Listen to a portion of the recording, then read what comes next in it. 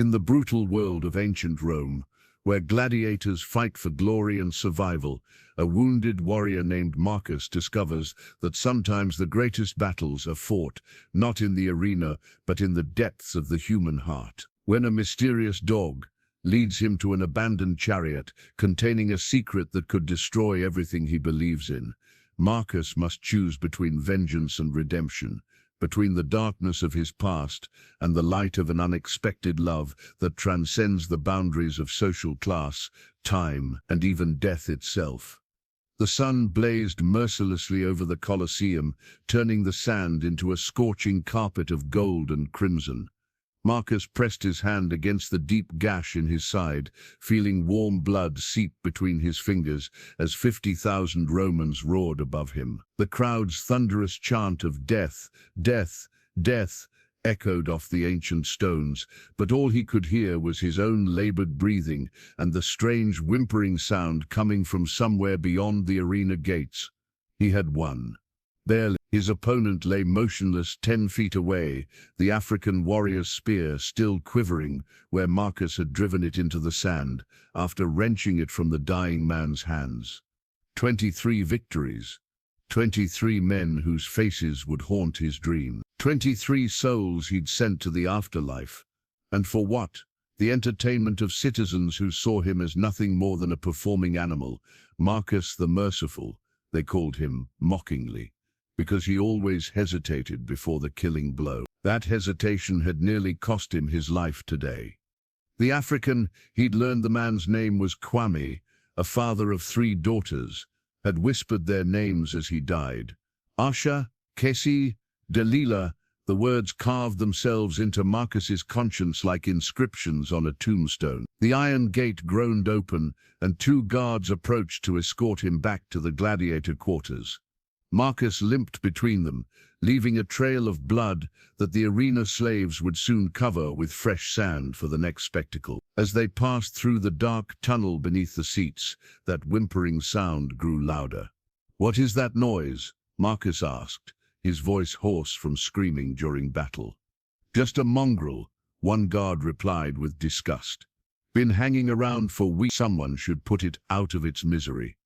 There, pressed against the cold stone wall, was a dog unlike any Marcus had seen in the streets of Rome. Its coat was an unusual mixture of gold and silver, as if touched by both sun and moon. And its eyes, gods above, those eyes were the deepest blue he'd ever witnessed in an animal. The creature was thin, ribs visible beneath matted fur, and it held one paw up, clearly injured despite his own pain. Marcus stopped. Something about this animal called to him, perhaps recognizing a fellow wounded soul surviving in a cruel world. "Move along, gladiator," the guard growled, shoving him forward. But the dog followed, limping on 3 legs, maintaining the same distance behind them all the way to the Ludus, the gladiator school, where Marcus had lived for the past 5 years. When the gates closed, Marcus could still see those blue eyes watching through the bars. That night, as the physician stitched his wound by lamplight, Marcus couldn't stop thinking about the dog. His cell was small, containing only a straw mattress and a bucket, but it was his sanctuary. Through the barred window, he could see the moon rising over Rome's 7 hills, and there, silhouetted against the pale light, sat the dog. "You're as stubborn as I am," Marcus whispered, breaking off a piece of the stale bread that constituted his evening meal. He pushed it through the bars, watching as the dog cautiously approached and took it gently from his fingers. For 3 days this ritual continued. Marcus would share his meager rations, and the dog would edge closer, until finally on the 4th night, the creature allowed him to touch its head through the bars. The fur was softer than he expected, and when the dog leaned into his touch, Marcus felt something he hadn't experienced in 5 years of killing: peace. "You need a name," he said softly. The dog's eyes seemed to glow in the darkness. "Stella. I'll call you Stella, Star, because you appeared in my darkest night." The following morning brought unexpected news. Doctor, the trainer of gladiators, summoned Marcus to the practice yard. The grizzled former champion stood with arms crossed, his scarred face unreadable. The Emperor has requested a special exhibition, Doctor announced. 3 weeks hence, for the Festival of Mars, you will face Titus the Titan. Marcus's blood ran cold. Titus the Titan was a legend, 7 feet tall, undefeated in 43 battles, a monster who didn't just kill his opponents, but dismembered them for the crowd's delight.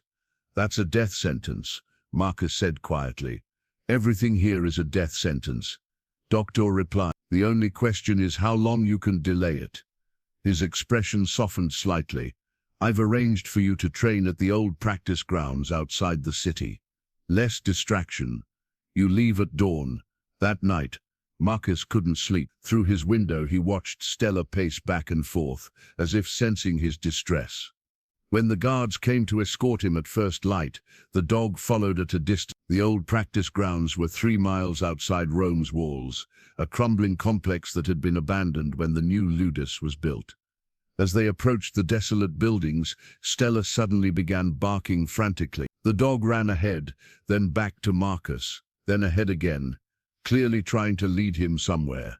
Stupid animal, one guard muttered, but Marcus was intrigued. Let me see what troubles her, he said.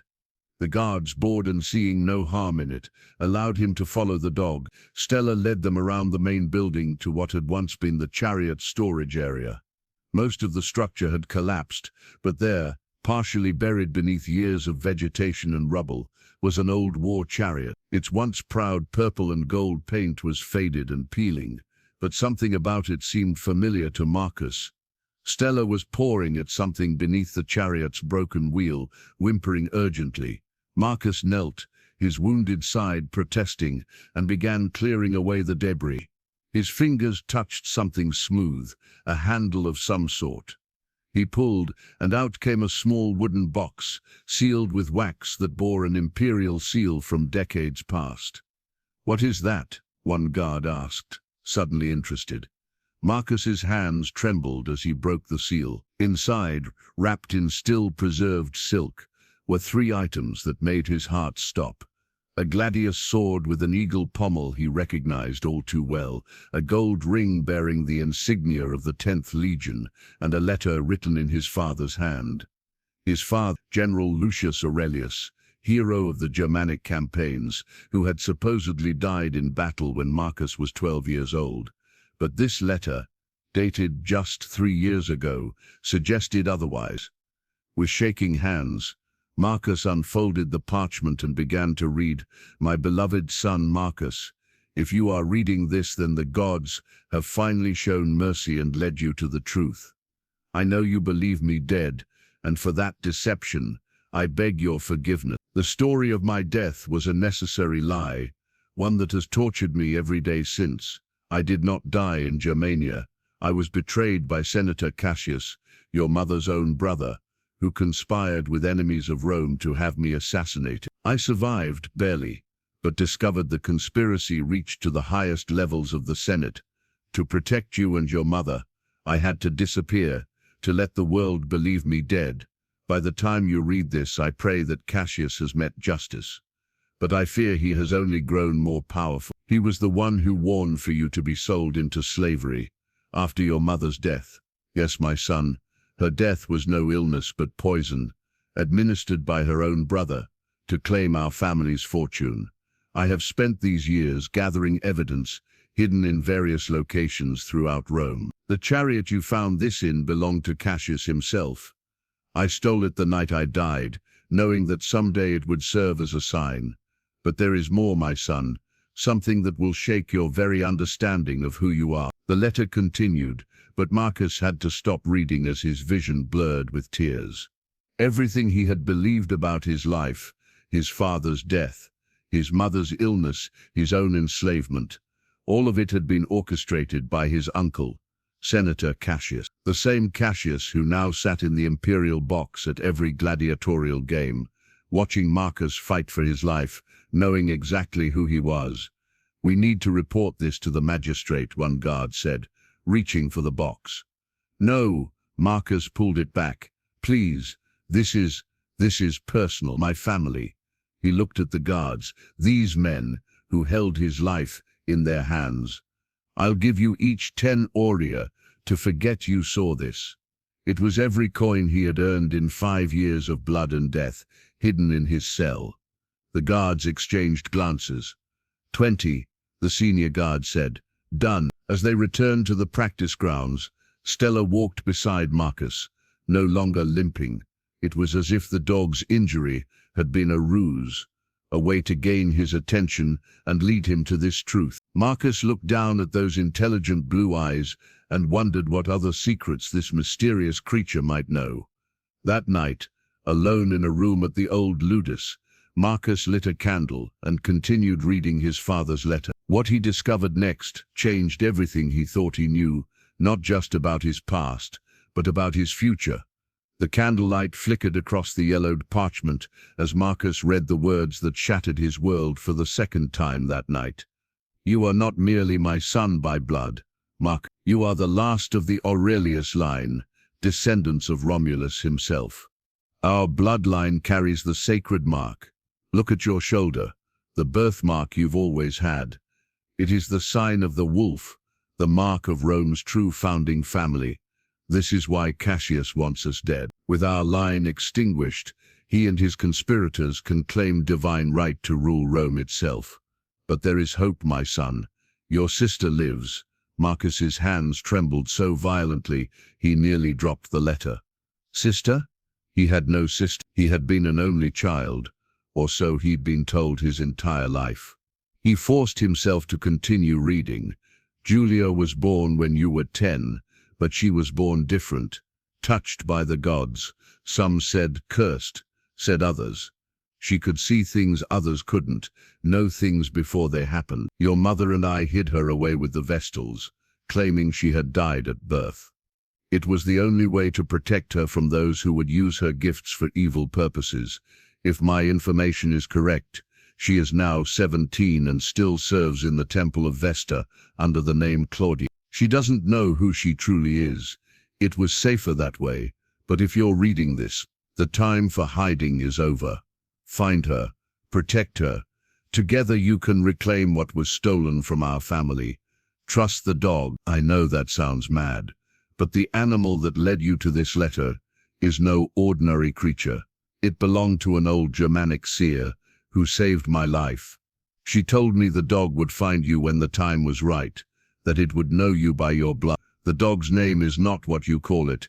Its true name is Veritas, truth. There are 3 more hidden caches in Rome, one beneath the statue of Mars in the old Forum, one in the catacombs where your mother is buried, and one in the house of someone you would never suspect, someone who has been watching over you all these years. Look for the sign of the eagle. Be careful, my son. Cassius has spies everywhere, even among the gladiators. Your loving father, Lucius Aurelius, forever, faithful to Rome and to you." Marcus set down the letter and looked at Stella, Veritas, who sat watching him with those impossible blue eyes. The dog's tail thumped once against the floor, as if confirming everything he'd just read. "You knew," he whispered. "You knew who I was all along." The dog padded over and rested its head on his knee. For a moment, Marcus felt the overwhelming weight of destiny crushing down upon him. He was not just a gladiator fighting for survival, he was the heir to Rome's oldest bloodline. Brother to a sister he'd never known existed, son to a father who lived in shadows.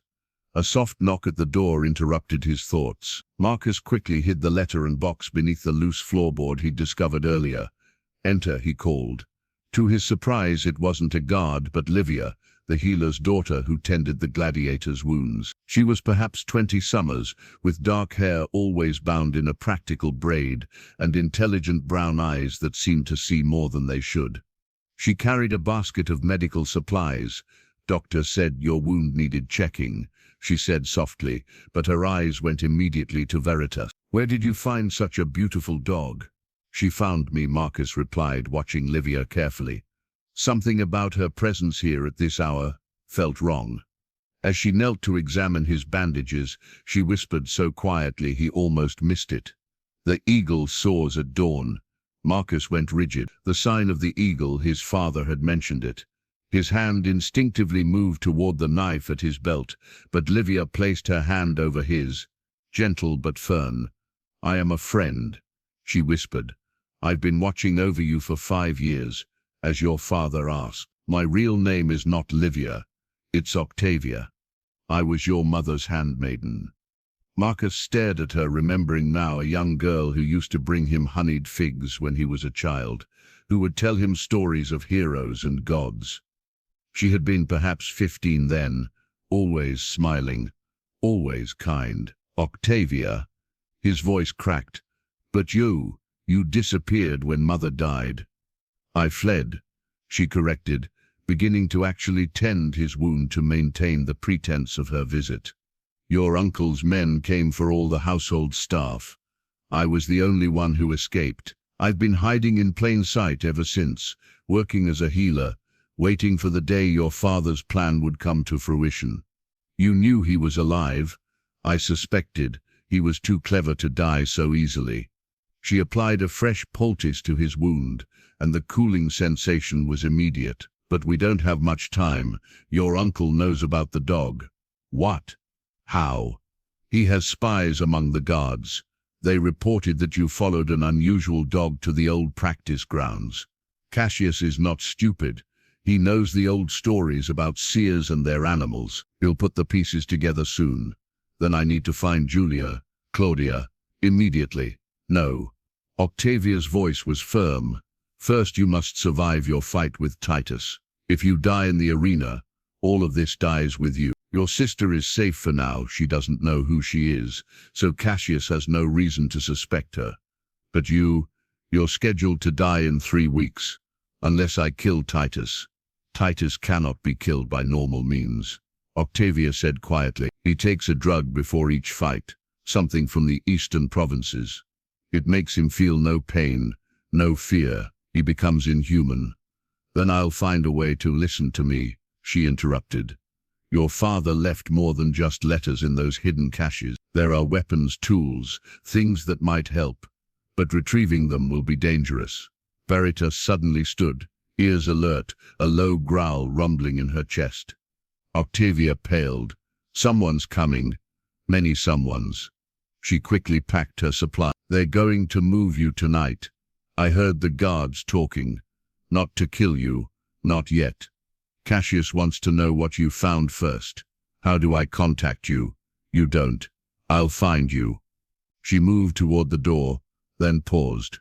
"Your mother would be so proud of the man you've become, Marcus. Even in chains you have more honor than most free men in Rome." She slipped out into the darkness just as the sound of marching feet grew louder. Marcus quickly retrieved the hidden box and letter, wrapping them in his cloak. Whatever was coming, he wouldn't let his father's evidence fall into the wrong hands. The door burst open, and 6 Praetorian guards entered. Not the usual Ludus guards, but the emperor's own men. Their leader, a scarred veteran named Quintus, looked at Marcus with something almost like pity. "Marcus the Gladiator, you will come with us." "By whose order?" "By order of Senator Cassius, acting with the emperor's authority." Quintus's hand rested on his sword.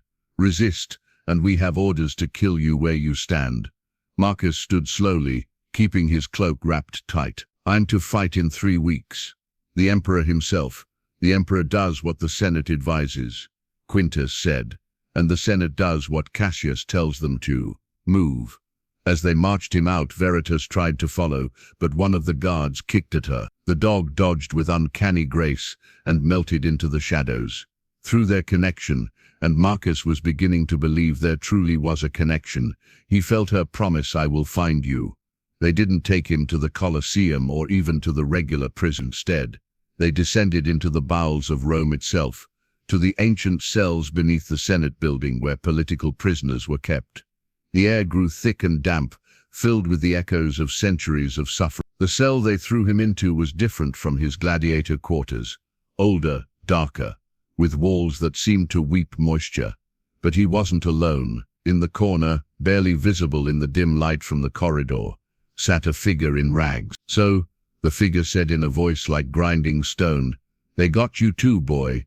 The man shifted forward into the meager light, and Marcus gasped. Half his face was a ruin of scars, one eye sealed shut, but the other eye was sharp as a blade, and familiar, terrifyingly familiar. "General Maximus," Marcus breathed. Maximus the loyal, his father's best friend, who had also supposedly died in Germania. Not so dead as they claimed, eh? Maximus laughed bitterly. "Though I've been wishing for death these past 8 years in this hole." 8 years? You've been here for 8 years? Cassius likes to keep his special prisoners close. Those who know too much to kill but are too dangerous to free. Maximus studied him with his good eye. "You look like your father, boy. Same stubborn jaw, same fool's honor in your eyes. You know my father lives. I know many things. The rats tell me stories, and the guards talk when they think I'm sleeping." He leaned closer. "I know about the girl, too. Your sister. She comes here sometimes." "What? Julia comes here?" "Not as Julia, as a Vestal Virgin, to pray for the prisoners' souls." Cassius's own idea. He thinks it makes him look merciful. Maximus grinned, showing gaps where teeth had been knocked out. "She was here yesterday, in fact. Pretty thing, looks like your mother. Has the sight too, though she tries to hide it. I need to speak with her. She'll be back tomorrow. She always comes the day before executions, and they're hanging 3 thieves at dawn." Maximus moved closer still, his chains clanking. "But boy, you need to know something. Titus the Titan, he's not what you think he is." "What do you mean?" "I mean he's Cassius's son." The revelation hit Marcus like a physical blow. "That's impossible. Titus is from Britannia, everyone knows. Everyone knows what Cassius wanted them to know. The boy was born wrong, too big, too violent. Cassius sent him away as an infant, had him raised by barbarians, turned into a weapon. Then he brought him back as a gladiator, his own private monster. The drugs they give him, they don't just take away his pain, they take away his memory. He doesn't know who he is." "Gods above," Marcus whispered. "Does he know he's killing for his own father's entertainment? He knows nothing but blood and death. That's all Cassius left him with." Maximus retreated back to his corner. "Your cousin, boy. You're scheduled to fight your own cousin." Marcus sank to the cold stone floor, his mind reeling. Every revelation added another layer to the web of deceit Cassius had woven. His uncle had not just destroyed Marcus's family, he had destroyed his own son in the process. A soft sound from the corridor caught his attention. Through the bars, barely visible in the torchlight, a pair of blue eyes gleamed. Veritas had found him as promised. The dog approached silently, something held carefully in her mouth. She dropped it through the bars, a small vial filled with clear liquid. "Clever beast," Maximus murmured. "That's antidote.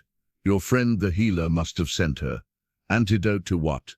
"To what they'll put in your water tomorrow. Cassius likes his prisoners weak and confused when he interrogates them." Maximus chuckled darkly. "Though I suspect you'll have a visitor before then." The good senator rarely can resist gloating.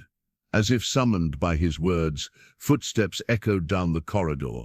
Not the heavy tread of guards, but the measured pace of a man who owned everything he surveyed. Senator Cassius emerged from the shadows, and for the first time in 5 years, Marcus faced the man who had destroyed everything he loved. Cassius was smaller than Marcus remembered, but his presence filled the corridor like poisoned air. His toga was pristine white with the purple stripe of his office, and his face, gods, he had their mother's eyes, the same gentle brown that had looked at Marcus with such love. But in Cassius, those eyes were cold as winter stone. "Nephew," Cassius said softly, "you look well for a slave." "Uncle." Marcus stood slowly, forcing himself to show no emotion. "You look well for a murderer." Cassius smiled, a thin expression that never reached those dead eyes. "Murder is such an ugly word. I prefer to think of it as restructuring. Rome needed new blood, new leadership. Your father was too bound by honor, too weak to do what was necessary." "Necessary? You killed your own sister." "I freed her from a miserable existence." "Did you think she was happy?" married to a man who spent more time with his soldiers than his family, who filled her head with dreams of ancient bloodlines and destiny. Cassius stepped closer to the bars. She came to me, you know, before the end, begged me to spare you and the girl. And yet here I am, fighting for my life as a slave, because I am not without mercy. I could have had you killed immediately.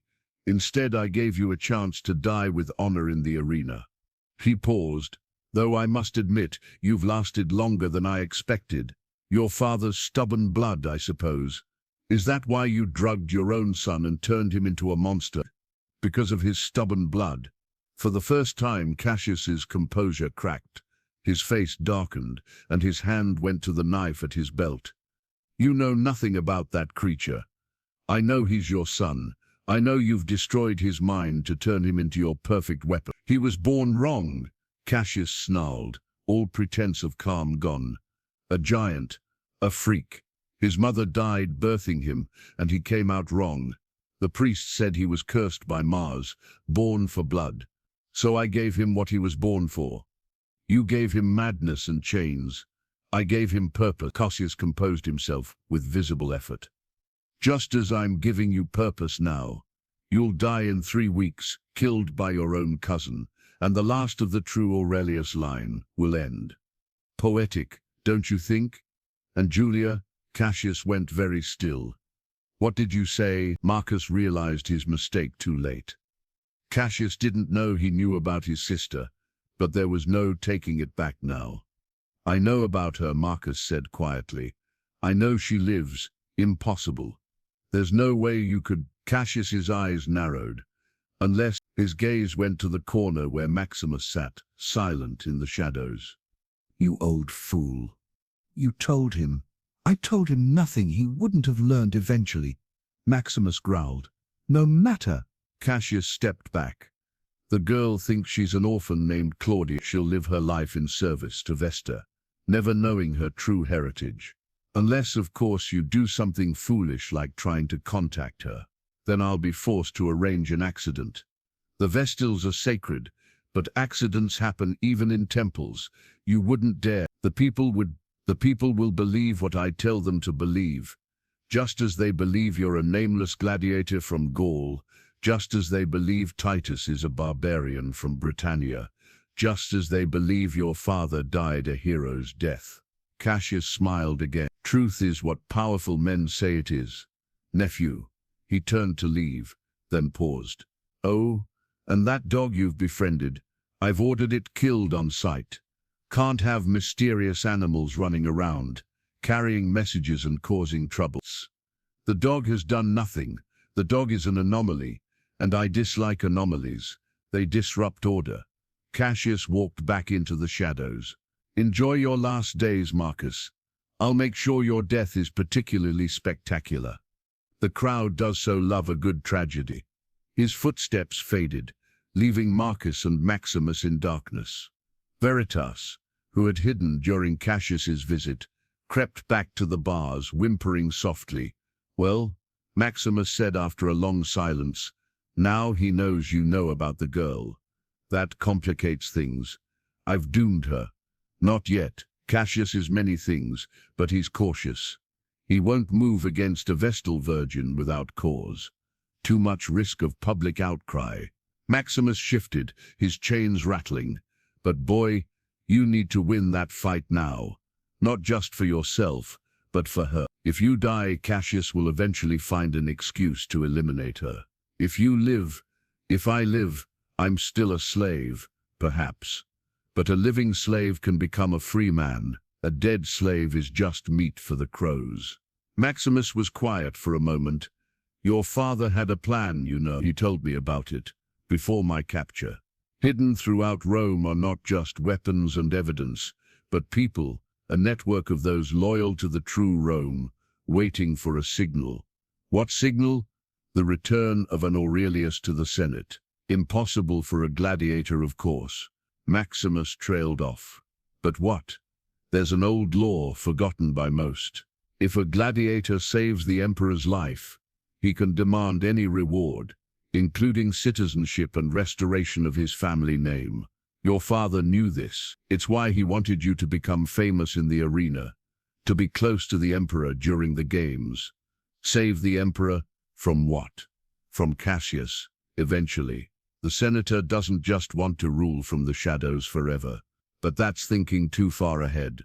First, you need to survive Titus. Dawn came like a grey ghost through the narrow slit that served as the cell's only window. Marcus hadn't slept, his mind churning with the weight of revelations and the bitter taste of his uncle's threats. Veritas had remained at the bars throughout the night, occasionally disappearing to avoid guards, but always returning.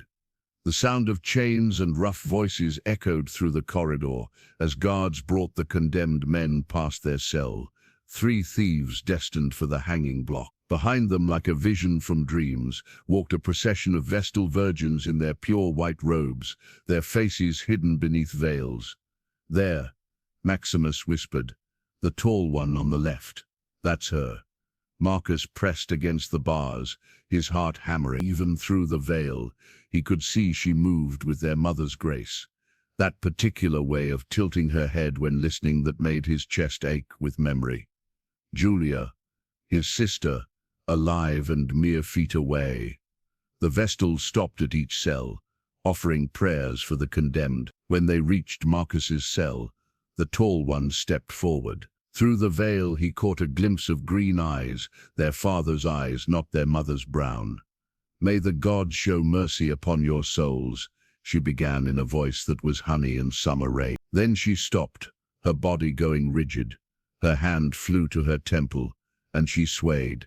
"Claudia," one of the other Vestals said with concern, but Claudia, wasn't listening. Her eyes had rolled back, showing only white, and when she spoke again, her voice was different, older, touched with power. "Blood of blood, twice betrayed, in chains of iron, truth is stayed.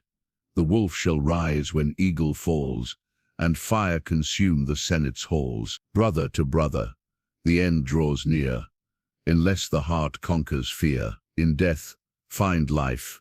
In life, find death. The gods demand a final breath." She collapsed, caught by her fellow Vestals. The senior priestess, an elderly woman with sharp eyes, looked directly at Marcus. "You," she said quietly, "you triggered this vision. I don't know what you mean, priestess.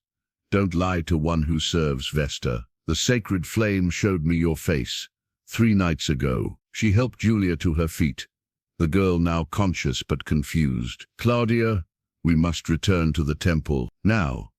As they helped Julia away, she looked back once, and for a single moment, their eyes met through the veil. Marcus saw recognition flash across her features, not of him specifically, but of something deeper, a connection of blood that transcended memory. "She knows," Maximus murmured after they'd gone. "Maybe not with her mind, but her gift knows." That prophecy was gibberish, was truth, boy. The sight doesn't lie, even if we don't understand its words. Maximus shifted closer. "But we have bigger problems.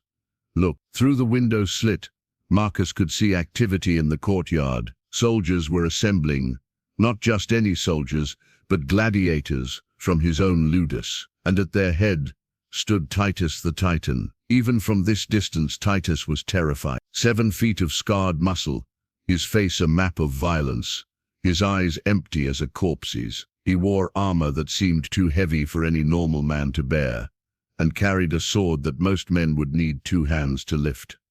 "Why is he here?" Marcus asked. "Cassius is moving up the timeline," Maximus said grimly. "He's rattled by what you know. I'd wager you're fighting today, not in 3 weeks. But the Emperor's exhibition will be explained away, a private showing for select senators, perhaps, or a trial by combat to determine your guilt in some fabricated crime." Maximus spat. "Cassius has had years to perfect his manipulations." The cell door crashed open. Quintus, the Praetorian captain from the night before, entered with 4 guards. "On your feet, gladiator. You've been accused of theft and treason." "What theft? What treason?" "You stole documents from Senator Cassius's personal property, an old chariot at the practice grounds, And those documents contain state secrets, making you a traitor to Rome. That's absurd. The chariot was abandoned, and the documents were about my own family. Save your defense for the trial. Quintus's expression was stone. Trial by combat. You face your accuser's champion in 1 hour. They dragged Marcus out, not even allowing him to prepare. As they passed through the corridors, he caught glimpses of familiar faces, nobles and senators gathering for what was clearly going to be a spectacle. And there, in a place of honor, sat Cassius with several other powerful senators. But it was the figure beside Cassius that made Marcus's blood freeze. The emperor himself, young, cruel Commodus, who loved nothing more than blood and spectacle. His presence meant this was no simple execution. This was theater. They threw Marcus into a preparation room, where his gladiator armor waited, his familiar leather and metal, scarred from dozens of battles. Octavia was there, playing her role as healer, checking his equipment. "Listen quickly," she whispered, while pretending to adjust his shoulder guards. "I've drugged Titus's water, but not with what you think. It's a mild sedative, mixed with something that might wake him up from whatever Cassius has done to his mind. It's temporary, maybe just moments of clarity, but it might be enough." She pressed something into his hand, a small blade, easily concealed. "This was your mother's. She always wore it in her hair.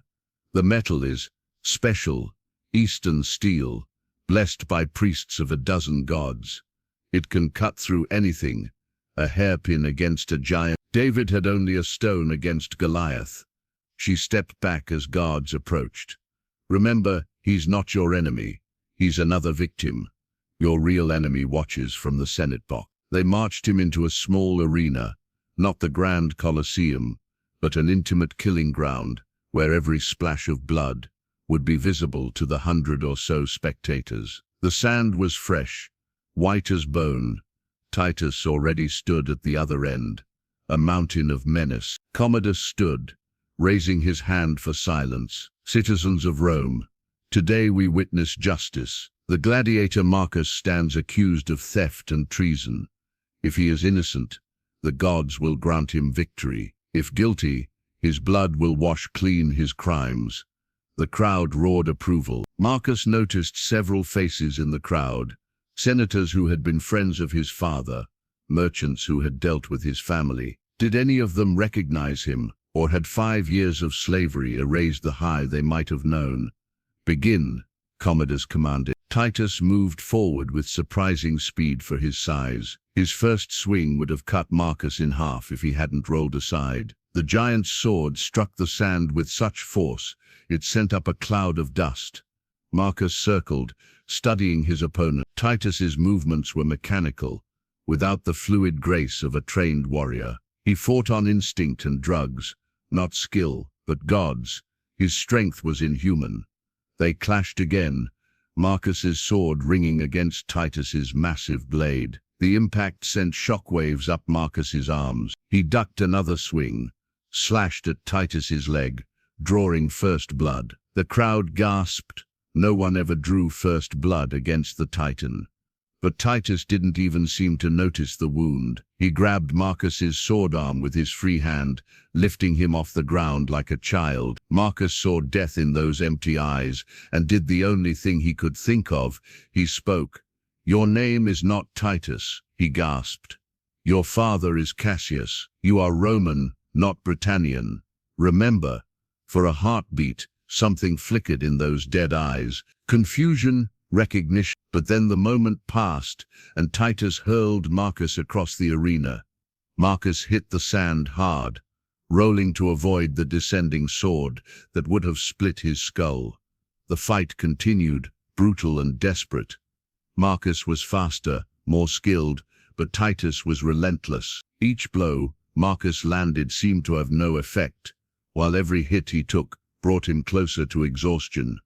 Then, as Titus raised his sword for what would surely be a killing blow, he suddenly stopped. His whole body shuddered, and for the first time, expression crossed his face.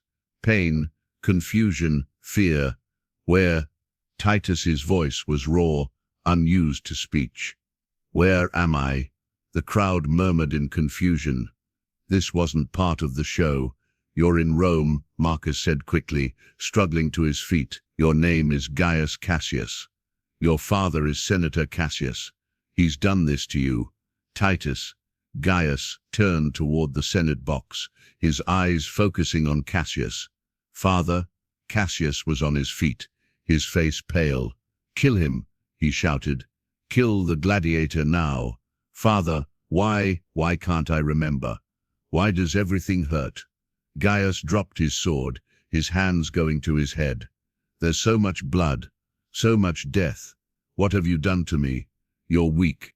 Cassius snarled. "You've always been weak. Finish the fight, or I'll finish you." That's when Veritas appeared. The dog had somehow gotten into the arena, racing across the sand toward Gaius. The guards moved to intercept, but Commodus, fascinated by the drama, waved them back. Veritas went straight to Gaius, and the giant fell to his knees. The dog licked his scarred face, and Gaius began to weep, great, body-shaking sobs that seemed to come from the depths of his soul. "I remember," he whispered. "I remember a dog, when I was small, before the darkness, before the blood." Marcus approached slowly, his mother's blade still concealed in his hand, but he didn't strike. Instead, he knelt beside his cousin. "It's not your fault," he said quietly. "None of this is your fault. I killed them all," Gaius moaned. 43 men. "I remember their faces now," they begged. "And I enjoyed it. The drugs made me enjoy it. The drugs, not you." Gaius looked at him with eyes that were suddenly terribly clear. "You're my cousin, Marcus. Little Marcus, who used to play with wooden swords in the garden." The crowd was silent now, hanging on every word. Cassius was speaking urgently to the guards, but Commodus seemed transfixed by the unfolding drama. "I remember you," Gaius continued. "You were kind to me once, when he hurt me. You gave me your toy horse," said heroes shared with those who had less. "You remember." "I remember everything now. The beatings, the drugs, the way he looked at me with such disgust, such hatred. His own son." Gaius turned to face Cassius. "Why?" His roar echoed through the arena. Cassius stepped back, his composed mask finally cracking completely. "Because you were an abomination," Cassius shouted back. "Born wrong, born cursed. Your mother died because of you. You destroyed everything you touched. So you made me into the monster you always said I was." Gaius stood slowly, and even without his weapon, he was terrifying. "You took my mind, my memories, my soul, and you turned me into your pet killer." "Guards," Cassius commanded, "kill them both." But something unexpected happened. The guards hesitated. Some even stepped back, because in that moment, they weren't seeing a gladiator and a titan. They were seeing two young men destroyed by the ambition of a corrupt senator. Commodus stood, and the arena held its breath. "This is most irregular," the emperor said, but he was smiling, the cruel smile of a cat with mice. "Senator Cassius, you told me this gladiator was a common criminal, but he claims to be your nephew. He lies, divine emperor. He's delusional." "I am Marcus Aurelius," Marcus declared, standing tall despite his wounds, "son of General Lucius Aurelius, hero of Germania. This man, my uncle, murdered my mother, enslaved me, and destroyed his own son's mind to hide his crimes." "Fascinating," Commodus purred. "And do you have proof of these accusations?" "I do." A clear voice rang out from the crowd.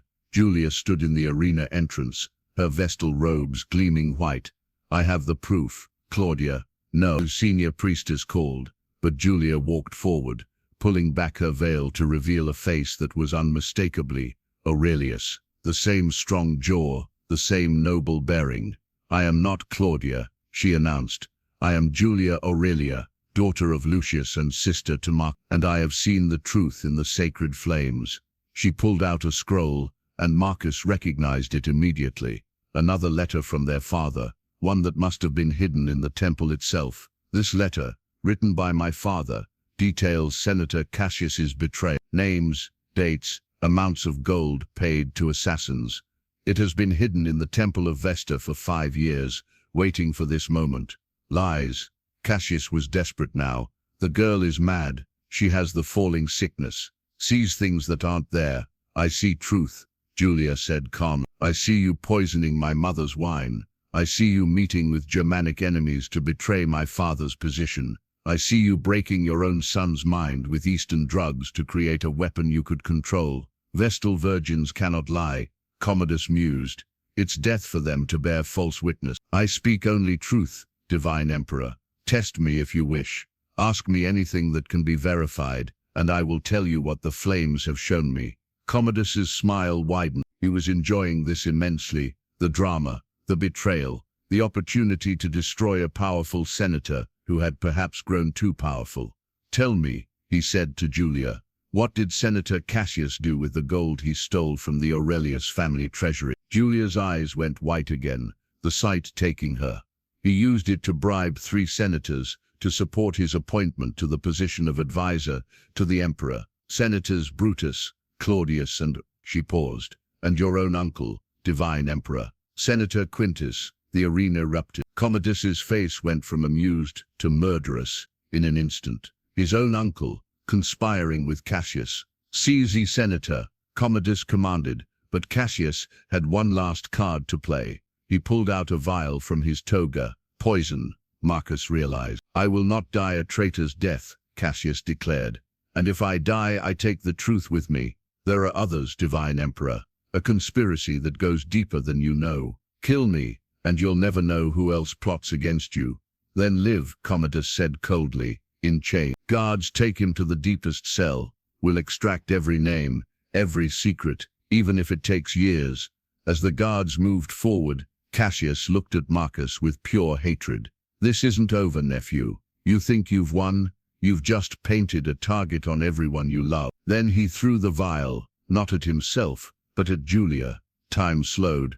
Marcus saw the vial arcing through the air, saw his sister's eyes widen in shock, saw death coming for the family he'd just found. He moved without thinking, throwing himself forward, pushing Julia aside. The vial struck his chest, shattering, the poison splashing across his skin, seeping through his wounds. The pain was immediate and absolute. Marcus fell to his knees, his vision blurring. He heard Julia scream, felt Veritas pressing against him, heard Gaius roaring with rage. No, Octavia was there suddenly, pouring something down his throat. Don't you dare die, Marcus. Not now, not when we're so close. Through the haze of pain, Marcus saw Cassius being dragged away, saw Commodus watching with interest, saw Julia kneeling beside him with tears streaming down her face. Brother, she whispered, I dreamed of you. Every night in the temple, I dreamed of a brother I never knew I had. Don't leave me now. Marcus tried to speak, but his throat was closing. The poison was winning. He'd survived 5 years of the arena, only to die saving a sister he'd known for mere moments. But then Gaius was there, his massive hands surprisingly gentle. Cousin, he said, his voice thick with emotion. You showed me mercy when you had every right to hatred. Let me return the favor. He bit his own wrist, deep enough to draw significant blood, and pressed it to Marcus's mouth. Drink. The drug's in my system. They'll counteract the poison. It's the only way. Marcus wanted to protest, but Julia and Octavia held him, forcing him to swallow. The blood was bitter, metallic, but almost immediately the fire in his veins began to cool. It's working, Octavia breathed. Gods above, it's actually working. Marcus drifted in and out of consciousness for 3 days. In his fevered dreams, he saw his mother's face, heard his father's voice, felt the weight of chains he could never break. Sometimes he was a boy again, running through summer gardens with a sister who didn't exist yet. Other times he was dying in the arena, over and over, while thousands cheered his destruction. When he finally woke fully, the first thing he saw was Veritas's blue eyes watching him intently. The dog's tail thumped once against the floor, restrained joy, as if too much celebration might break whatever magic had kept Marcus alive. Welcome back to the land of the living, Octavia said, appearing at his bedside with a bowl of broth, though for a while there, we weren't sure which side would claim you. Marcus tried to sit up, winced, and accepted her help. He was in a room he didn't recognize, clean, well lit, with actual furniture instead of prison stones. Where am I? The Emperor's palace, guest quarters. You're not a prisoner anymore, Marcus. Commodus declared you a free man 3 days ago, full restoration of your family name and citizenship. She smiled sadly. Your father would be proud.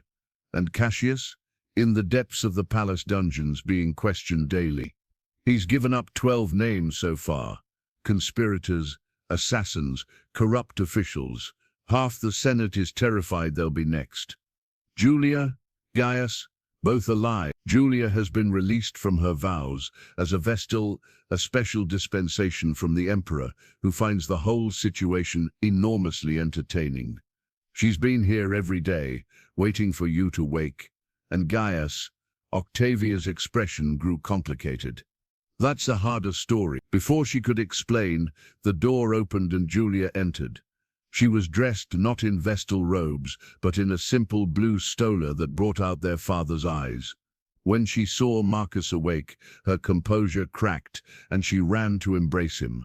"Brother," she whispered against his shoulder, "I thought I'd lost you before I ever truly found you." Marcus held her, this sister he'd never known existed, and felt something broken inside him, beginning to heal. "Tell me about your life," he said. "Tell me everything." They talked for hours. Julia told him about growing up in the temple, about the visions that came whether she wanted them or not, about the loneliness of being different, even among the other Vestals. She'd always felt incomplete, she said, like part of her soul was missing. "I dreamed of you," she admitted, "not knowing who you were, just that somewhere, someone who shared my blood was suffering. The dreams got stronger these past weeks. The sacred flame showed me your face, the night before you found Father's letter. The flame shows you the future, past, present, future. Time means nothing to the gods. But the visions are getting stronger since I left the temple. Without the sacred rituals to contain them, they come whenever they wish." She touched his hand. "I saw our father, Marcus. He's alive, but barely. Cassius has him." Marcus jerked upright, ignoring the spike of pain. "What? Where?" "I don't know exactly. Somewhere dark, somewhere old. He's been tortured, broken, but he lives. He's been waiting for us. We have to find him. First, you need to hear about Gaius." Julia's expression darkened. "The Emperor has plans for him." As if summoned by his name, Gaius entered the room. Marcus barely recognized his cousin. Gone was the dead-eyed monster of the arena. This man was haunted, yes, but human. He'd been bathed, shaved, dressed in a toga that barely contained his massive frame. But it was his eyes that had changed most. They held intelligence, pain, and a terrible awareness. "Cousin," Gaius said formally, then his composure cracked. "Marcus, the things I've done, the men I've killed, I remember all of it now. It wasn't you, it was the drugs, the conditioning. My hands held the sword. Their blood is on me." Gaius sank into a chair that creaked under his weight. "Commodus wants me to continue fighting, not as a slave, but as his personal champion. He finds me amusing. You don't have to." "Yes, I do. It's the price of your freedom, all our freedoms. I remain the Emperor's creature, or we all die." Gaius laughed bitterly. "At least now I'll know what I'm doing. Every scream, every death, I'll be fully aware. Perhaps that's justice." "That's torture," Octavia said firmly. "You're as much a victim as anyone. Tell that to the 43 families mourning their dead." A knock at the door interrupted them. Quintus, the Praetorian captain, entered and saluted Marcus. A strange reversal from their last meeting. "Senator Aurelius," he said formally, and Marcus started at the title. "The Emperor requires your presence, all of you." They followed Quintus through the palace's opulent corridors, past murals of conquest and statues of dead Caesars. The throne room was packed with senators, nobles, and citizens of note. Commodus sat on his golden throne, dressed in purple silk, a crown of laurel leaves on his brow. He looked like a god and a demon combined, beautiful and terrible. "Ah, our hero arrives," Commodus announced, gesturing for Marcus to approach. Marcus Aurelius, last son of a noble line, survivor of betrayal and poison. The people love your story. The poets are already composing epics. Marcus bowed carefully. He knew how dangerous Commodus could be, how quickly his favor could turn to fury. "Divine Emperor, I am grateful for your justice." "Justice?" Commodus laughed. "I care nothing for justice, but entertainment, drama, the crowd eating from my hand as I reveal corruption in the Senate. That, Marcus, is worth more than gold." He leaned forward. "Which is why I have a proposition for you." Marcus waited, knowing anything Commodus proposed would come with a price. "Your uncle has revealed many names, but not all. There are still serpents in our midst, waiting to strike. I need someone to draw them out. Someone they'll trust, because he has every reason to hate me. You want me to be bait. I want you to be my weapon, as your cousin is my sword." Commodus gestured to Gaius. "He kills in the arena, you'll kill in the Senate. Different battlefields, same war, and if I refuse..." Commodus's smile turned cold. "Then I remember that your father is a traitor who faked his death. Your sister is a false prophet who should burn for heresy, and your cousin is a mad dog who should be put down. Choose carefully, Marcus. Your family's survival depends on your answer." Marcus looked at Julia, at Gaius, at Octavia, then at Veritas, who had somehow slipped into the throne room and sat watching with those knowing eyes. "I need something in return," Marcus said carefully. "Bold. I like it. Name your price." "My father, I know he lives, held somewhere by Cassius's men. Give me resources to find him." Commodus considered this. "Your father could be dangerous to me. He has legitimate claim to honors I've redistributed. My father is broken, dying. He wants only to see his children before the end. Surely the emperor can afford that mercy." Mercy. Commodus tasted the word like wine. "Very well, find your father. But he dies in a month regardless, naturally. Of course. His body is already failing, from what Cassius revealed under torture. You can have your tearful reunion, then I'm free of another potential threat." It was better than Marcus had hoped. A month with his father, a chance to say goodbye properly. "I accept your terms, Divine Emperor." "Excellent. Then let's begin immediately." Senator Brutus, step forward. An elderly senator Marcus recognized as one of his father's supposed friends, stepped nervously forward. "Brutus, you were close to General Aurelius, were you not?" Yes, Divine Emperor. We served together in the Senate." "Then surely you'll want to help his son locate him." Commodus's smile was sharp as a blade. "Take Marcus to your villa tonight, show him your hospitality, and Marcus, listen carefully to everything Brutus says. Sometimes men reveal more than they intend." The dismissal was clear. As they left the throne room, Brutus walking stiffly beside them, Julia grabbed Marcus's arm. "This is a trap," she whispered. "I can feel it. Brutus is one of them, one of the conspirators. I know that's why Commodus is sending me with him." Marcus kept his voice low. "He's using me to identify his enemies, and when you do, then I try to save as many as I can while seeming to serve him."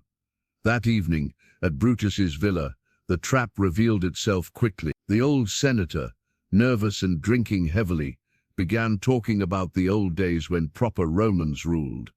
He mentioned names, meetings, plans for a restoration.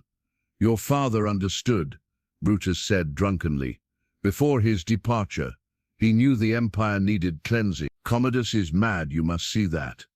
"He seems perfectly sane to me," Marcus replied carefully, knowing servants could be listening. "Sane? He makes his horse a senator. He fights in the arena like a common gladiator. He bankrupts Rome with his games while the people starve." All true, but Marcus couldn't agree. Not yet. The Emperor saved my life, restored my name. For his own amusement, boy, you're not free. You're just in a larger cage with prettier bars. Brutus leaned closer, his breath sour with wine. There are those who would see a true Roman on the throne, someone with legitimate blood, someone like you. There it was. The conspiracy wasn't just against Commodus. It wanted to use Marcus as their puppet emperor. I'm no emperor, Marcus said firmly. I'm barely learning to be free again. Your bloodline says otherwise. Descended from Romulus himself. The sacred mark proves it. Brutus grabbed Marcus's shoulder, pulling at his tunic to reveal the wolf-shaped birthmark. This makes you more legitimate than any emperor since Augustus. Stop, Marcus pulled away. You're talking treason. I'm talking survival. Commodus will tire of you eventually. He tires of all his toys. When that happens, you and your family are dead. Unless, next week, during the Festival of Mars, Commodus will attend the games. As always, he'll insist on fighting. He always does, the fool. But this time his opponent won't be a paid actor who lets him win. This time it will be a real assassin. Marcus's blood chilled. You're planning to kill the emperor. We're planning to save Rome. And we want you to be ready to take his place when he falls. And if I refuse, if I warn him, Brutus smiled sadly. Then your father dies tonight. Yes, Marcus, we know where he is. We've always known. Cassius wasn't the only one with secrets. Marcus stood abruptly. I need time to think. You have until dawn. Decide, Marcus. Emperor or enemy. There's no middle ground anymore. Marcus left the villa with his mind racing. Outside, Veritas waited, having followed them unseen. The dog fell into step beside him as he walked the dark streets of Rome. He found himself at his mother's tomb in the family mausoleum, a place he hadn't visited since before his enslavement. The marble was cold under his fingers as he traced her name, Helena Aurelia, beloved wife and mother. What would you have me do, mother? He whispered to the stone. Every choice leads to blood. She would tell you to follow your heart, a voice said behind him. Marcus spun to find a figure in a hooded cloak. For a wild moment, he thought it was his father, but when the hood fell back, he saw a face he recognized from portraits. Senator Cicero, the most respected man in Rome, above suspicion and reproach. Senator, what are you doing here? The same thing you are, I suspect, trying to decide between terrible choices. Cicero was ancient, perhaps 80 years, but his eyes were sharp as ever. I knew your parents well, Marcus. Good people, destroyed by ambition, not their own but others. Are you part of Brutus's conspiracy? I'm part of many things. When you live as long as I have, you learn that sometimes survival means keeping a foot in every camp. He moved closer, leaning heavily on a walking stick. But I'm going to tell you something that might help you decide. What? Your father isn't Brutus's prisoner, he's mine. Marcus's hand went to his sword, but Cicero raised a peaceful hand. I've been protecting him for 3 years, hiding him from both Cassius and the other conspirators. He's dying, yes, but peacefully. I owe him that much. He saved my son's life in Germania. Where is he? Safe, and he'll remain so regardless of your choice tomorrow. That's my gift to you, freedom to choose without that sword over your head. Why would you do this? Because Rome needs healing, not more blood. And because I believe you might be the one to provide it. Cicero pulled out a small scroll. This is from your father. He wrote it when he learned you were alive. Marcus took the scroll with trembling hands and read, My son, if you read this, know that I am proud beyond measure, not because you survived, but because you remained honorable despite everything. Cicero has told me of your mercy in the arena, your hesitation before each kill. That hesitation is not weakness, it's humanity. Whatever choice you face now, remember this. Power taken in blood is always lost in blood, but power given freely, earned through virtue, can transform an empire. I am dying, but I die without regret, knowing my children live and will restore not just our family's honor, but Rome's soul. Your loving father. Marcus looked up to find Cicero watching him carefully. Your father is a wise man, the old senator said. He understands what Brutus and the others don't, that killing Commodus won't save Rome. It will only create chaos, that someone worse will explore. Then what do you suggest? I suggest you do what your family has always done, the unexpected. Cicero smiled. Brutus expects you to choose between betrayal and ambition. But what if you chose neither? What if you chose truth? Truth. Tell Commodus about the plot, but negotiate. Save lives instead of taking them. Show mercy where he would show cruelty. Become not his weapon, but his conscience. He has no conscience. No, but he has fear. Fear of assassination, fear of being unloved, fear of being forgotten. Use those fears to guide him toward better choices. And the conspirators, exile instead of execution, confiscation of wealth instead of crucifixion. Rome has seen enough blood. Cicero turned to leave, then paused. Your father is in my villa's cellar, hidden behind a false wall marked with the sign of Minerva. Whether you go to him now or after you've made your choice, he'll be waiting. After Cicero left, Marcus stood in the tomb for a long time, Veritas pressed against his leg. The dog suddenly looked up, alert, and Marcus heard footsteps approaching. Julia appeared, wrapped in a dark cloak. I followed you, she admitted.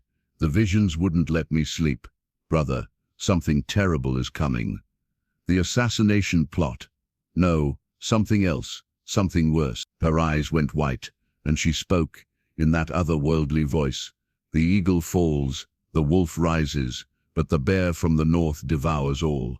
Blood of blood must choose, an empire or a soul, a crown or a heart. In the arena where it began, it shall end, and the price of freedom is the ultimate sacrifice. She gasped, coming back to herself. Marcus, I saw you dying, not from poison or blade, but from choice.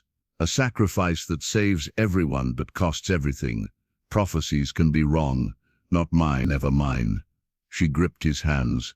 Whatever you're planning, whatever choice you face, remember that some prices are too high.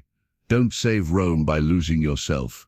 But Marcus had already made his choice. At dawn, he would return to Brutus, not with acceptance or refusal, but with an offer. He would help expose the conspiracy to Commodus, but only if every conspirator was given the chance to confess and accept exile instead of death. He would become neither emperor nor enemy, but something else, a bridge between the old Rome and whatever came next. He didn't know that his choice would set in motion events that would transform not just his own fate, but the destiny of the empire itself. He didn't know that in trying to save everyone, he would be forced to sacrifice the one thing he'd never expected to find in his life of blood and chains. He didn't know that love was waiting for him, and that it would demand a price higher than any the arena had ever asked. Dawn came like blood spilling across marble as Marcus stood before Brutus's villa. He had not slept, had not visited his father, despite knowing where he was. First, he had to navigate this crucible. Veritas sat beside him, a guardian that never wavered. You've decided, Brutus said when Marcus entered. It wasn't a question. The old senator looked haggard, as if he too had spent the night wrestling with demons. I have, Marcus replied. I'll neither join you nor betray you. Instead, I offer you something else. Salvation. Salvation. Brutus laughed bitterly. From whom? Your mad emperor. From yourselves. This plot will fail, Brutus. Even if you kill Commodus, what then? Civil war. Another year of 4 emperors like our grandfathers saw. Rome tearing itself apart while our enemies gather at the borders. Better chaos than madness. Better neither. Marcus pulled out a scroll he'd prepared. This is a confession. Sign it, admit your involvement, accept exile to your estates in the countryside, and live. Refuse, and when Commodus learns of your plot, and he will learn with or without me, you'll die screaming in the arena. You would spare traitors. I would spare Romans. My father taught me that mercy can be stronger than vengeance. Brutus studied him for a long moment. "You're not your father, boy. Lucius would have already had us all arrested. No, my father would have found a way to save everyone. That's what I'm trying to do." Before Brutus could respond, shouts erupted outside.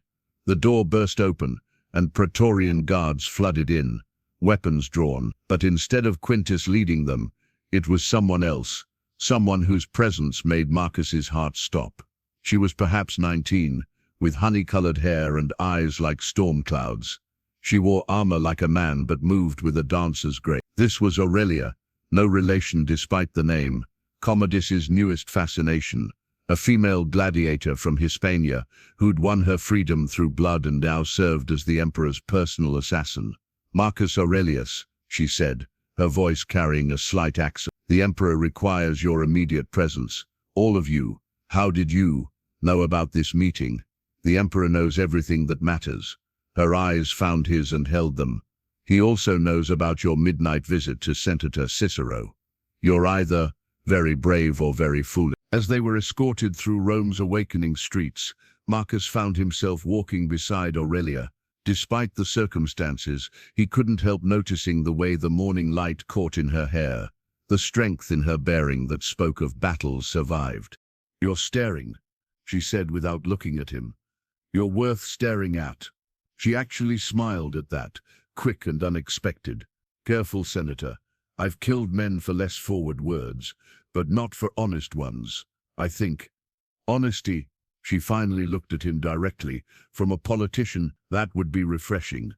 They were taken not to the throne room but to the Colosseum, where Commodus waited in the imperial box. The arena floor was covered in fresh sand, and Marcus noticed with growing unease that crowds were already gathering, summoned by heralds announcing a special exhibition.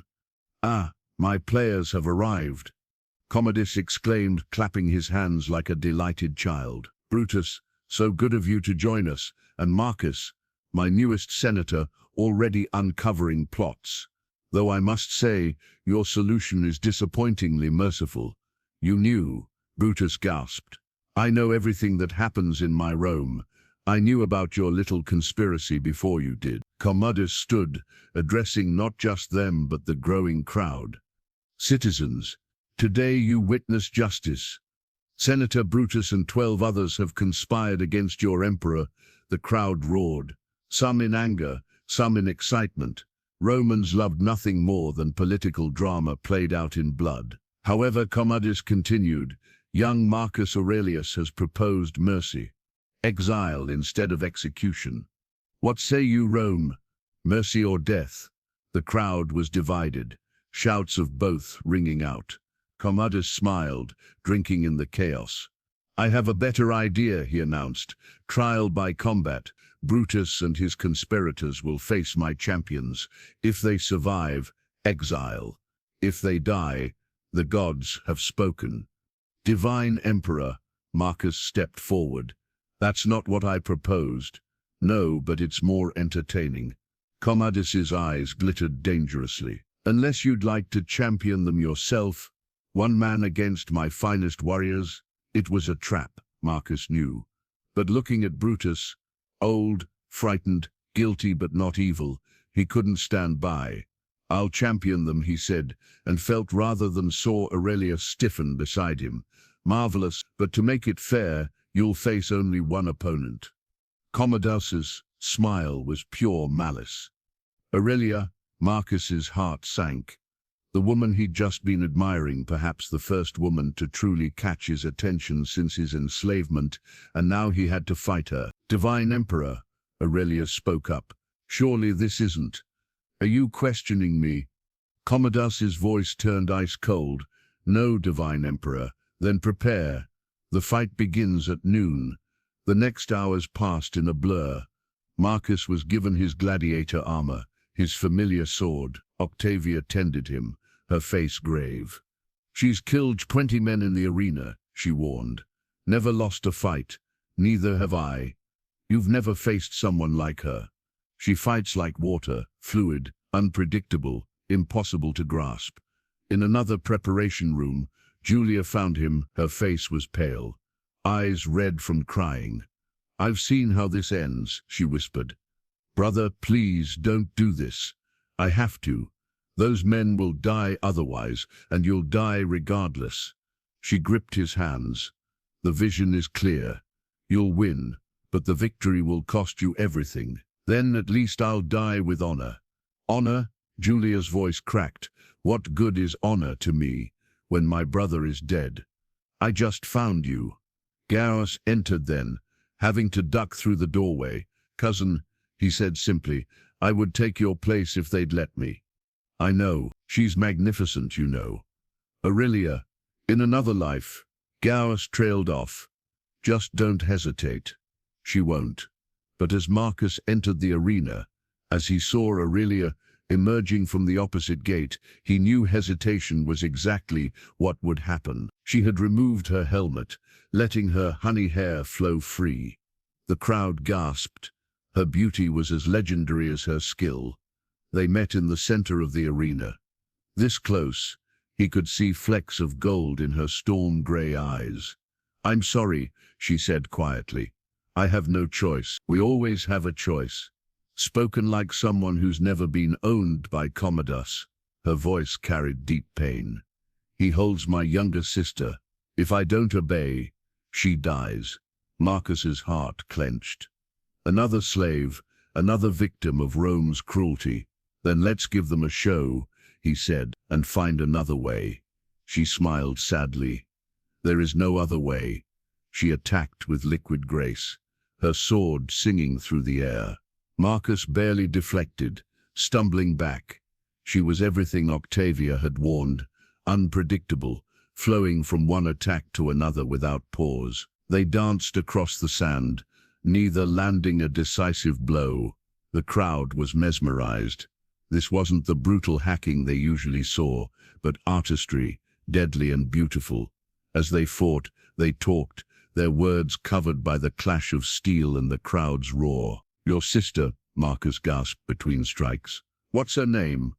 Diana. She's 12. Aurelia spun, her blade whisking past his throat. Commodus brought us together, trained me, kept her as insurance. We could free her.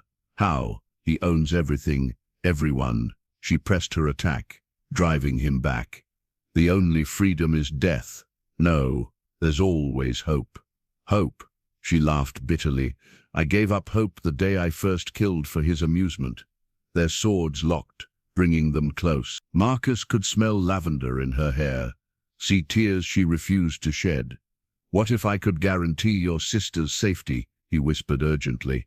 You can't even guarantee your own.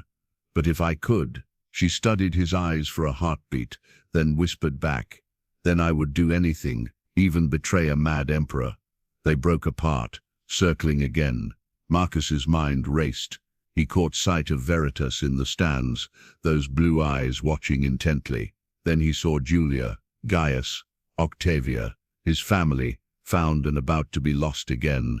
That's when the plan formed. Insane, likely fatal, but possible.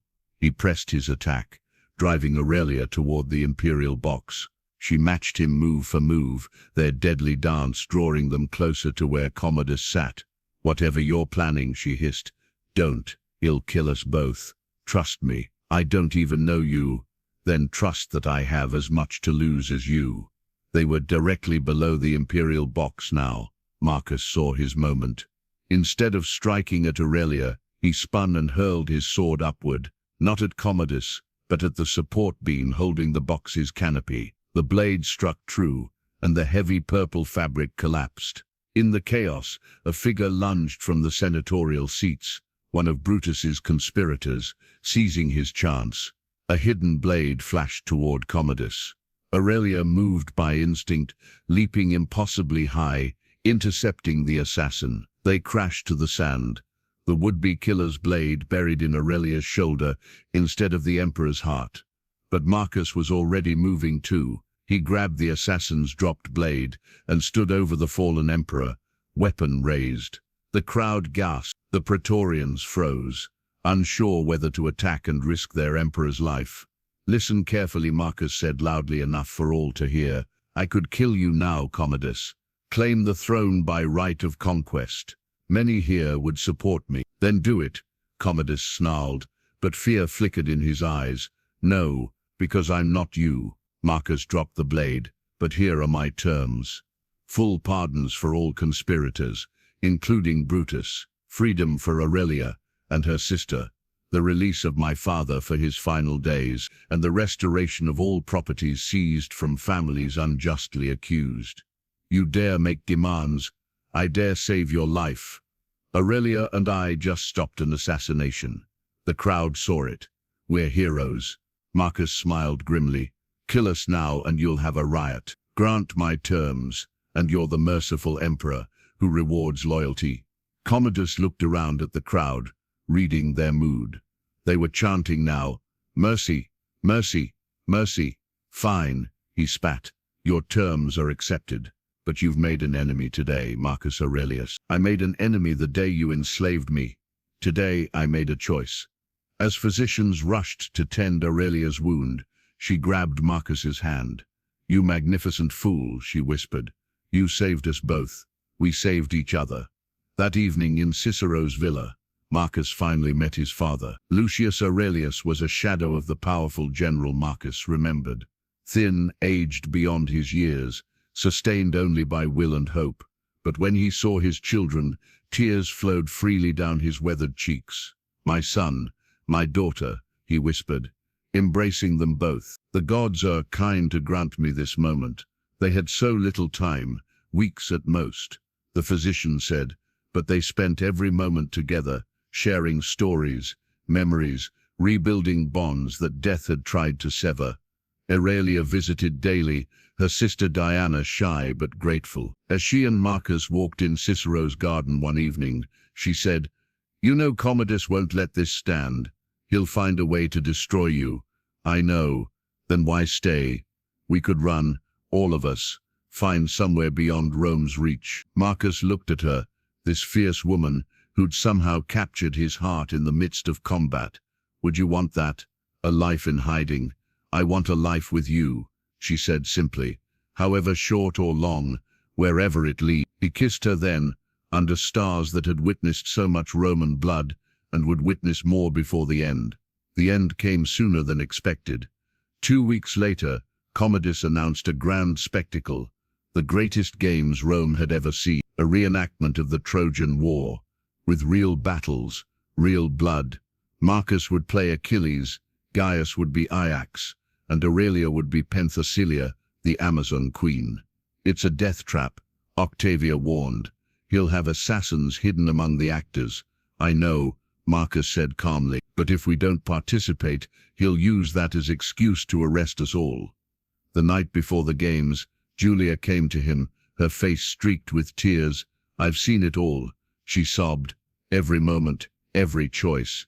Brother, you can't, tell me. Father will try to save you. His heart, already weak, will give out from the strain.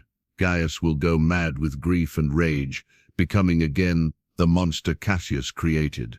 Aurelia will die in your arms, taking a blade meant for you, and you, she couldn't continue. And I'll have a choice, Marcus finished quietly. Save myself, or save them all. How did you? Because it's the only ending that makes sense, the only way to break the cycle. He held his sister close. Julia, whatever happens tomorrow, know that you gave me something I never thought I'd have, family, purpose beyond survival. That's not enough. I want you to live, and I want you to be free. Sometimes we don't get what we want, only what we need. The day of the games dawned bright and cruel. The Colosseum was packed beyond capacity, citizens cramming into every space to witness Commodus's grand spectacle. The reenactment began with pageantry, actors dressed as gods, elaborate sets depicting Troy's walls.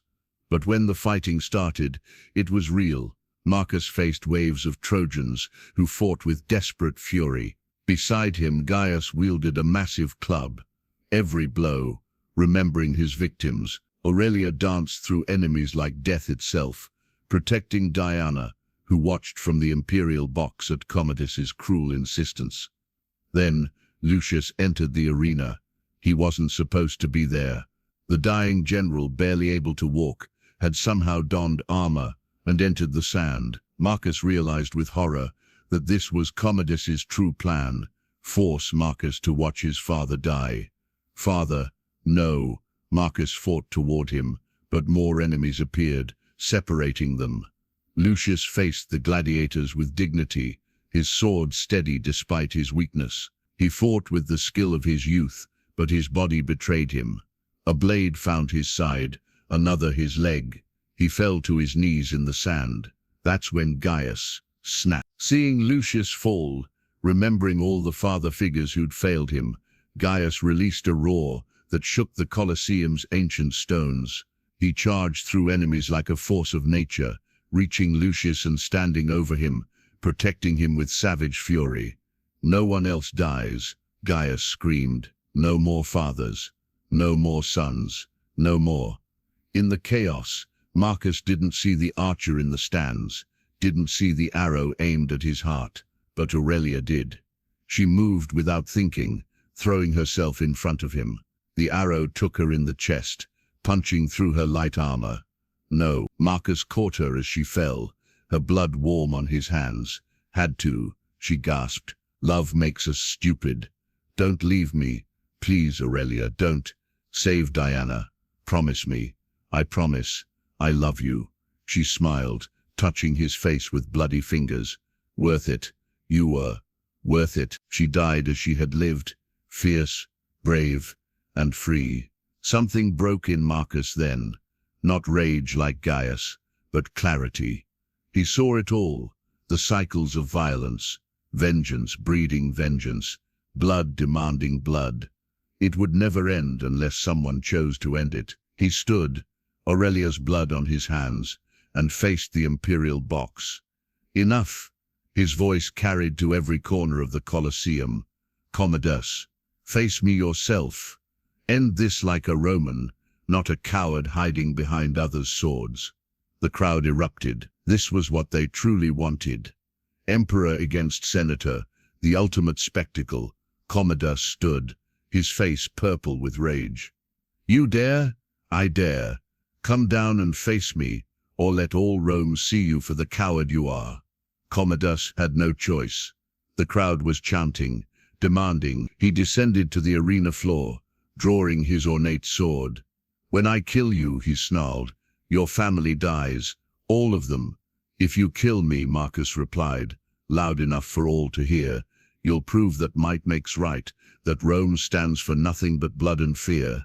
But if I kill you, he paused, looking at the crowd, at his family, at Aurelia's still form. If I kill you, the cycle continues. Another emperor, another tyrant, another 1,000 deaths. Then what do you propose? Commodus asked mockingly. Something Rome has never seen. Marcus dropped his sword. I propose mercy. The crowd gasped. Commodus stared in disbelief. I won't fight you, Marcus continued. Kill me if you must. But know that you'll be killing an unarmed man who chose forgiveness over vengeance, who chose to break the cycle rather than continue it. Let all Rome witness what their emperor truly is. Pick up your sword. No, I'll kill your family. Then you'll prove you're exactly the monster they say you are. Marcus spread his arms. So choose, Commodus. Kill me and become the tyrant history will revile, or spare me and become the emperor who chose mercy. Commodus raised his sword, his hand shaking with rage. The crowd had gone silent, 50,000 people holding their breath. Julia stood in the imperial box. If you kill my brother, she called out, her voice carrying the power of prophecy, I curse you, Commodus, not with death, but with truth. Every night, you'll dream of this moment. Every day, you'll see his fate. You'll know that you had the chance to be more than a monster, and you chose blood instead. Silence, girl. I am a prophet of the gods, and I speak their will. Julia's eyes went white. Choose, Commodus. Choose your fate. Veritas appeared then, padding across the sand to stand beside Marcus. The dog sat calmly, those blue eyes fixed on the emperor. Commodus looked around, at the crowd, at the senators, at the dead and dying on the sand. His sword wavered. Then, With a scream of frustration, he threw it down. "Get out!" he screamed at Marcus. "Take your family and get out of Rome. You're exiled. All of you. If you ever return, I'll have you crucified." "I accept," Marcus said simply. He gathered Aurelia's body in his arms, his tears falling on her still face. Gaius carried Lucius, who still breathed but barely. Julia took Diana's hand, the girl sobbing for her sister. Octavia and Cicero helped where they could. As they left the arena, the crowd began to clap, slowly at first, then thunderously, not for Commodus, but for Marcus, the gladiator who chose mercy, who broke the cycle, who showed Rome what it could be instead of what it was. They buried Aurelia beside Marcus's mother, two women who deserved better than Rome gave them. Lucius lived 3 more days, long enough to see his children free, to know his sacrifice meant something. "I'm proud of you," he whispered to Marcus at the end. "You did what I never could. You chose love over duty, mercy over justice. You saved our family not through blood, but through grace." On the day they left Rome, Gaius chose to stay. "I can't leave," he said. "The families of the men I killed deserve justice. I'll serve them, protect them, try to atone. It won't be enough, but it's all I have." "You're not the monster anymore," Marcus told him. "You're my cousin, and I love you." They embraced, knowing they'd likely never meet again. Marcus, Julia, Diana, and Octavia traveled north, settling in a small village in Gaul where no one knew their names. Cicero had arranged everything, one last gift from the old senator, who understood that sometimes the greatest victory was walking away. Diana grew to look more and more like Aurelia, fierce and free. Julia's visions guided them away from danger, toward peace. Octavia became the grandmother they all needed. And Marcus, he became what he'd never thought possible: a farmer, a teacher, a man at peace. He married a local woman, had children, told them stories of a gladiator who chose mercy and a woman who chose love. Veritas lived for many more years, longer than any dog should, those blue eyes holding secrets that would never be spoken. When she finally died, peacefully in her sleep, Marcus buried her beneath an oak tree and carved a simple message in the bark: "Truth sets us free." Years later, when Marcus was old and grey, a messenger arrived from Rome. Commodus was dead, killed by his own guards. The Senate wanted Marcus to return, to claim his rightful place. He sent back a one-word reply: "No," because he had learned what Rome never could. That power wasn't in blood or gold or fear. Power was in choosing love when hate was easier, mercy when vengeance was justified, peace when war was expected. On his final day, surrounded by children and grandchildren, Marcus thought of Aurelia. He could see her as clearly as that day in the arena, honey hair catching the light, storm eyes, fierce with love. "Was it worth it, grandfather?" his youngest granddaughter asked, sensing his thoughts. Losing her, Marcus smiled, feeling Aurelia's presence like sunlight on his face. "She saved me," he said, "not from the arrow, but from becoming what Rome wanted me to be. She showed me that love is the only victory that matters." He died that night, peacefully in his sleep. Julia, now old herself, said he was smiling at the end, his hand reaching out as if taking another's. Some say that in the ruins of the Colosseum, on nights when the moon is full, you can still see them, a gladiator and a warrior woman, dancing their eternal dance, not of death, but of love, while a dog with impossibly blue eyes watches, and the ghosts of Rome remember what could have been, because in the end, Marcus learned the truth his father had tried to teach him. We are not defined by the battles we win, but by the mercy we show, not by the enemies we defeat, but by the love we choose, not by the power we claim, but by the power we surrender. And in that surrender, in that choice of love over everything else, Marcus found the only freedom that truly matters, the freedom of a heart at peace. The chains were finally broken, not by sword or strength, but by a love that transcended death itself, and a mercy that transformed an empire's soul, one heart at a time.